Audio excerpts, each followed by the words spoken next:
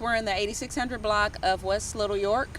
At approximately 1 o'clock a.m. we were dispatched to an auto ped collision out here.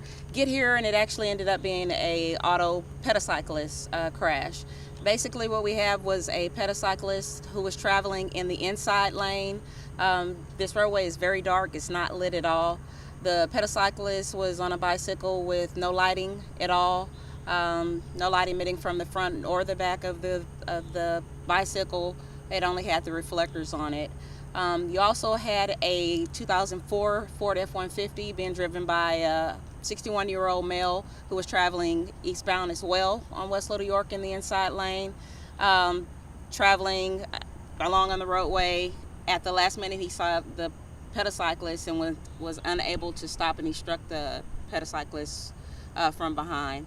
The driver stopped immediately, tried to assist to make sure the male was okay, called 911, but unfortunately the pedicyclist did pass away here on the scene. There was also a witness that was coming from the opposite direction who also noticed the bicyclist and was thinking, oh my goodness, this guy's in the road. Shortly after, the crash occurred, they actually heard the crash occur, but basically what we have is a bicyclist who was in the left lane. He wasn't on the right side of the street, which is where he should have been, on a dark roadway, and unfortunately he just wasn't seen by the motorist and he was struck and killed here tonight. Sounds like it's a pretty tragic accident.